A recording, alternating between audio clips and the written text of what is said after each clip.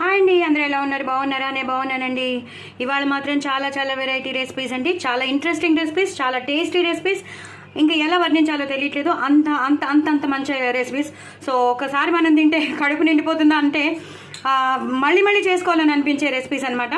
So first అయితే నేను మీకు చెప్పేస్తాను. ఫస్ట్ అయితే నేను వేసుకుంటున్నాను తోటకూర బఠానీ అదిరిపోయిందండి. దీని రెసిపీ నేను మీకు షేర్ చేస్తున్నాను, తప్పకుండా చూడండి, చేసుకోండి. చక్కగా వెల్లుల్లిపాయలు వేస్ట్ చేశాను.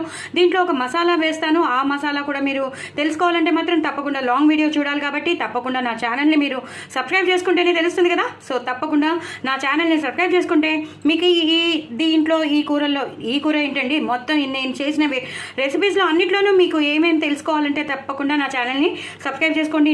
ఇంకో నలుగురికి షేర్ చేయండి, నా ఛానల్ని లైక్ చేయండి.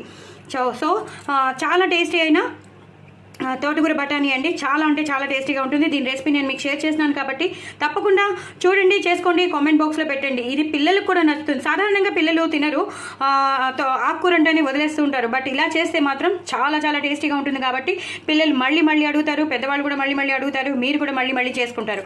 అంత బాగుంటుందండి తోటకూర బఠానీ. అలాగే పొట్లకాయ పెరుగు పచ్చడి దీని రెసిపీ కూడా నేను మీకు షేర్ చేస్తున్నాను. తప్పకుండా చూడండి, చేసుకోండి. చాలా చాలా చాలా చాలా చాలా చాలా చాలా టేస్టీ అయినా పొట్లకాయ పెరుగు పచ్చడి. శనగపిండి పెట్టాను, అలాగే ఆవపిండి పెట్టి చేశాను. అదిరిపోయింది.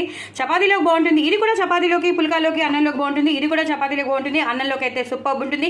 అలాగే ఆవకాయలో కూడా చాలా చాలా నంచుకుంటే మాత్రం అదిరిపోతుంది. ఇది ఏమిటంటున్నారు, టమాటో పచ్చడి. పచ్చిమిరపకాయలు ఎక్కువ వేసుకుని, చక్కగా కొత్తిమీర ఎక్కువ వేసుకుని చేసుకున్న, ఇంకా ఏ వెజిటబుల్ కలపకుండా చేసుకున్న టమాటో పచ్చడి అదిరిపోయింది. ఇదేమిటనుకుంటున్నారు, ఒక్కటేసారి నేను వెజ్ ఆమ్లెట్ మీకు షేర్ చేశాను కదా, ఆ వెజ్ ఆమ్లెట్ని ఒకటేసారి వేసేసాను. సో ఇంత ప్లఫీగా వచ్చిందనమాట. దీన్ని 4 పీసెస్గా మన ఇంట్లో ఎంతమంది ఉంటామో అలాగే పిజ్జా లాగా నేను కట్ చేసేస్తాను అనమాట. చూసారు కదా, ఒకటేసారి వేసేసాను అనమాట. సో మనం పిజ్జాగా ట్రయాంగిల్గా మనం కట్ చేసేసుకోవచ్చు. 10 సార్లు వేయక్కర్లేకుండా ఒకటేసారి వేస్తాను. చాలా చాలా ప్లఫీగా వచ్చింది. నేను మీకు చెప్పాను కూడా, ఏది వేయకుండా, సోడా వేయకుండా నేను చేసినది. అదిరిపోయింది. సో చాలా చాలా ఇంట్రెస్టింగ్ రెసిపీస్. ఈ తోటకూర అయితే బఠానీ వేసి అదిరిపోయింది. సో డూ ట్రై ఇట్ అండి. నా ఛానల్ మాత్రం సబ్స్క్రైబ్ చేసుకోవడం అసలు మర్చిపోద్దు. నాకు కామెంట్ బాక్స్లో పెట్టండి, ట్రై చేయండి, ఎంజాయ్ చేయండి. తప్పకుండా సబ్స్క్రైబ్ చేసుకోండి, అన్ని వీడియోస్ చూడండి. బాయ్ అండి.